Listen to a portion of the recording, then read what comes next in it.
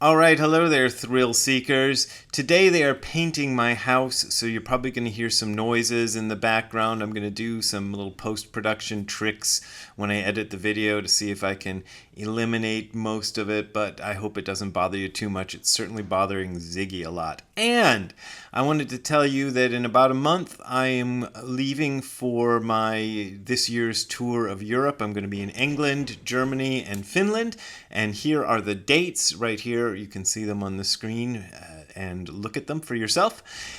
The links, direct links for how you can sign up for any of these events are at hardcorezen.info/events. That's hardcorezen.info/events. You can click on these links and find out how you can be part of the audience when I am in Europe. All right.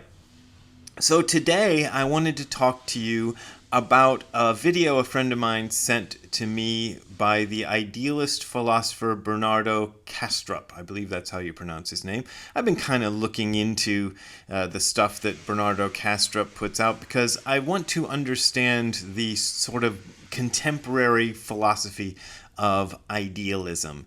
My teacher was very adamant that idealism is not Buddhism. So this is an important distinction and one I've been really trying to work on in the last few years because there are a lot of people out there who think that Buddhism is a form of idealism, and I even have a book upstairs called Radical Buddhist Idealism or something like that. Anyway, a lot of people think Buddhism is idealism, but it's not. And here's a clip from Bernardo Kastrup that I want to talk about, and maybe we'll get into why Buddhism is not idealism, but there's some other stuff in this clip that I want to talk about before we go into that. So let's just look at the clip, and then I'll talk about it. Let me give you what to me is the most amazing example of an enlightened being. Proven. Absolutely proven, objectively confirmed without a doubt. That was an enlightened being, no doubt about that whatsoever. During the time of the Vietnam War, there was a monk who self-immolated in the streets. Yeah, he went to the street, sat in a meditation position, doused himself in fuel, and set himself alight. And as fire was consuming him, he didn't move a muscle. Eyes closed, that expression of profound meditation, unperturbed. You could see that he was not there with the fire. He was in a much deeper place. And he remained in that perfect meditative position until he was so consumed that the body didn't have enough physical strength anymore. It was basically roasted, becoming charcoal. So he toppled. That is enlightenment, sir. All right, so you saw the clip. One of the first things I want to point out is that Bernardo Kastrup gets one of the important points about this event wrong, and it's a point that I got wrong for years, which is he says it took place during the Vietnam War as a protest against the Vietnam War.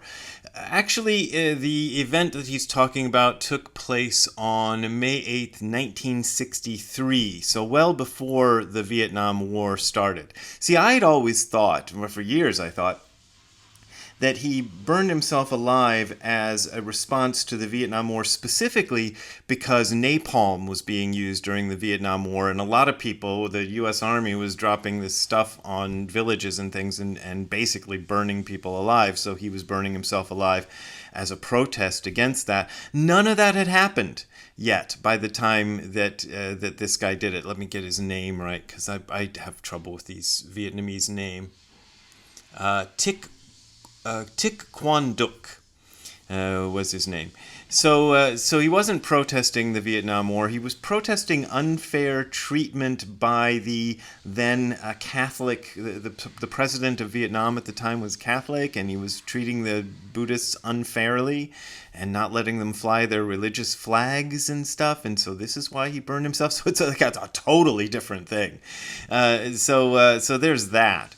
But more specifically, what Kastrup is saying is that this act and the way that he was able to do this was proof that he was enlightened. And this is a point that Dogen talks about and that I've talked about before. And one of the places you can see where I talked about it is in my book, It Came From Beyond Zen.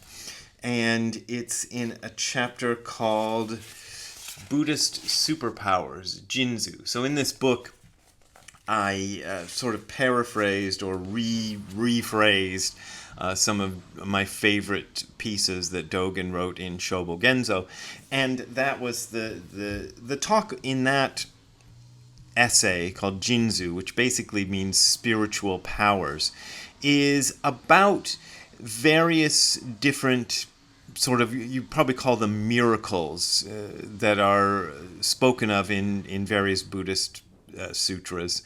The one that gets talked about a lot and that Dogen talks about in this is that the Buddha himself is supposed to have at one point during a talk flown up into the air and shot water out of his upper body and fire out of his lower body, which sounds like the worst case of gas anybody's ever had in the world. But that's always the image it brings up to me. I think about eating too many jalapenos, and I think a lot of us have shot fire out of the lower parts of our body. But anyway, at least it feels like that. Anyway, that's one of the miracles, and there's various other miracles. And Dogen points out in this essay that these miracles, he doesn't deny that they can happen. In fact, he keeps bringing up the six Buddhist powers, which I've forgotten the list, but they're all basically paranormal kinds of abilities. And he says that all of these powers are small stuff, are small powers. And the greater power, he gives examples like, the famous, almost, it's become kind of a Buddhist cliche, chopping wood and carrying water. He brings that one up as an example of a superpower, of the real spiritual power. There's another story he tells about a Buddhist master who calls some of his disciples down to his room and says, "Let me tell you about this weird dream I had." And then the disciples, instead of sitting listening to the weird dream that their master has had, bring him a little pail of water, like maybe a bowl of water and some tea, which are kind of I think maybe a lot of us do this, but especially it's a Buddhist tradition to splash your face with cold water when you wake up and drink some tea. So it's the idea of getting out of this realm of fantasy and imagination and into the real world, and that the real world itself, the very existence of the real world itself, is an example of a kind of miracle. So even me doing what I'm doing right now, just sitting here gabbing at my laptop, and you sitting there or on a bus somewhere watching it on your what do we call those things? Cell phones. Sorry, is an example of a miracle, because it partakes of the existence of the great thing that we are all part of and that we are all expressions of.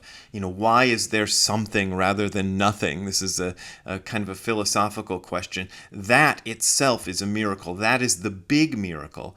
And Dogen points out that these small miracles, the superpowers, these kind of great miraculous abilities that these Buddhist masters are supposed to have demonstrated, are small miracles because they require the great miracle for them to take place.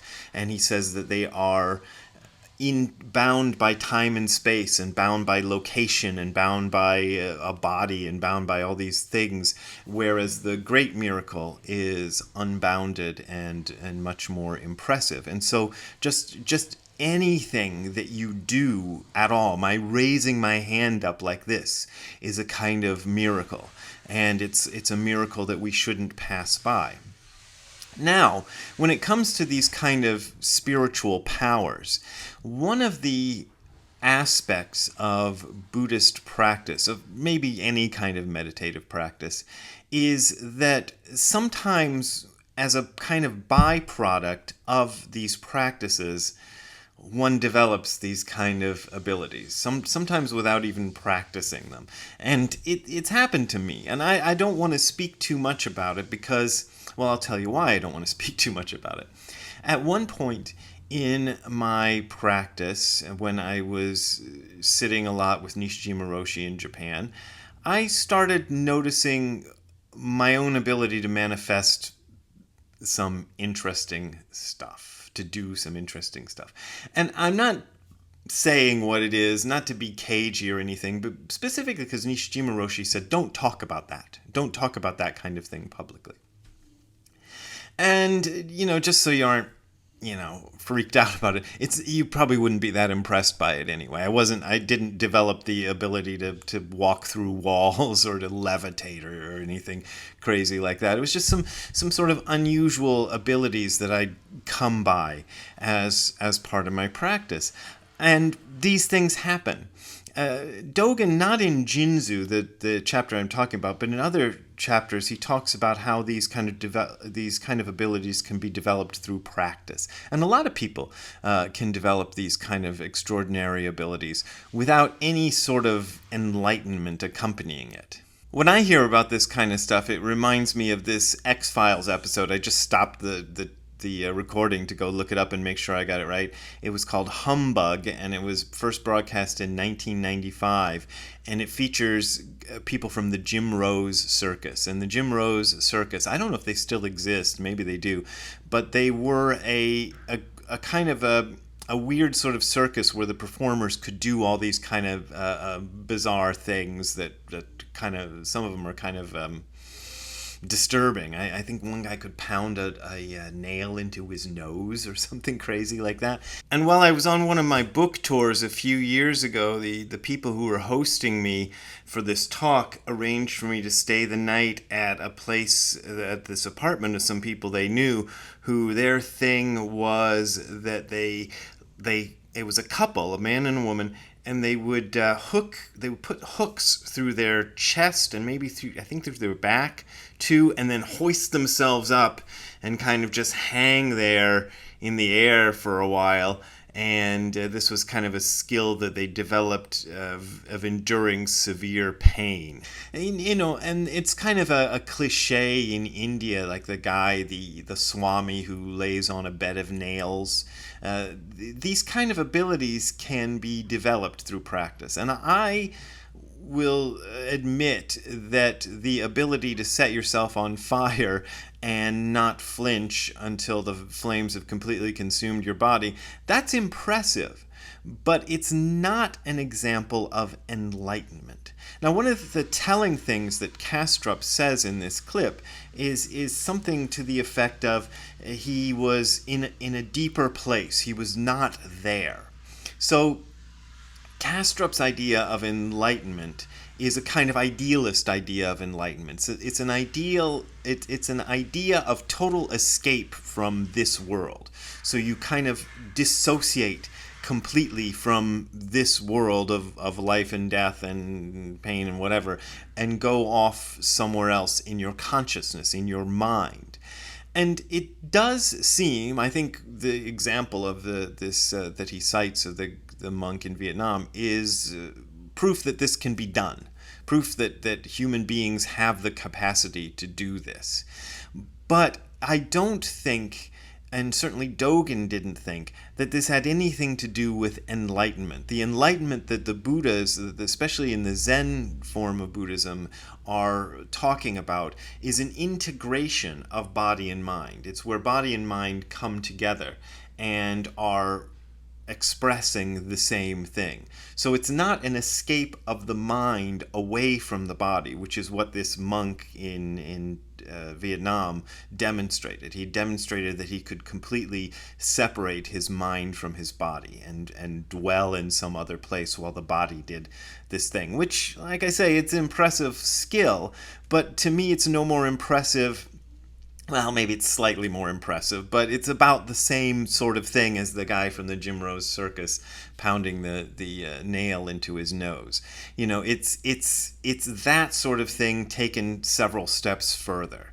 And yeah, cool. These days I've been trying to learn Travis picking. I'm going to make this point. Travis picking is this kind of guitar thing, a guitar skill where you're moving the thumb and the fingers independently, and playing a bass line with the thumb and playing a lead line with the fingers. It's something that rock guitarists, punk rock guitarists especially, are usually not very skilled at. It's a kind of a thing that's done in the folk tradition. And gee manetly, I've been working on Travis picking for weeks now, and every day I'm sitting down with the guitar just going trying to get my hand to do this thing. Damn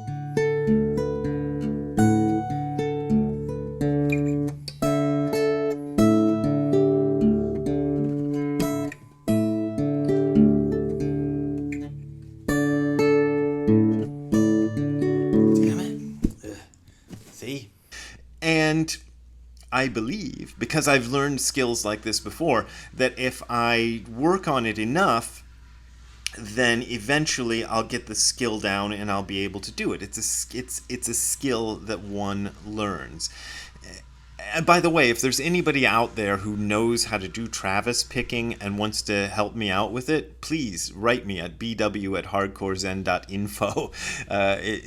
Learning it from videos on YouTube is difficult because each person has a specific disabilities when it comes to that, and I seem to have a kind of a block in when it comes to doing that. Anyway, sorry for the diversion. But anyway, so one can learn an impressive skill, and there's lots of people. There's a whole world full of people. This is kind of what Nishijima Roshi told me.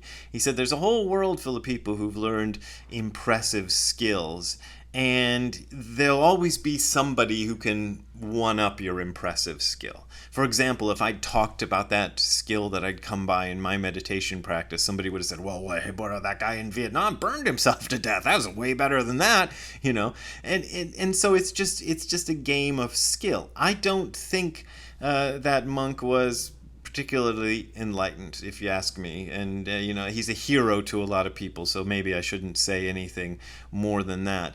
I don't think he demonstrated anything remotely close to enlightenment by doing that. And that's not the type of enlightenment that Buddhism is talking about. So that's what I wanted to say about that. And I think I've made my point. So, if you want to contribute to me making more points like this, you can go, if you're on YouTube, you can go below and there are links in the description of the YouTube video. Or if you don't like to do that, here is a URL, hardcorezen.info/donate. That is hardcorezen.info/donate. That is where you can find links to my PayPal and Patreon accounts, and those are my main ways of making a living and getting my house painted. So I appreciate your support, but you don't got to support me if you don't want to support me. All right, we will see you next time. Have a good time all the time. Bye. Hey, Ziggy. You don't like those painters, do you? You don't like the noises they're making at all. He's, real calm right now, but I had to work to get him to be this calm around those painters making all kinds of noises and banging and stuff. So I'm not going to disturb him right now. I'm just going to let him lay. Anyway, he's still cute when he's just laying down, right? All right, see you later, Ziggy. Bye.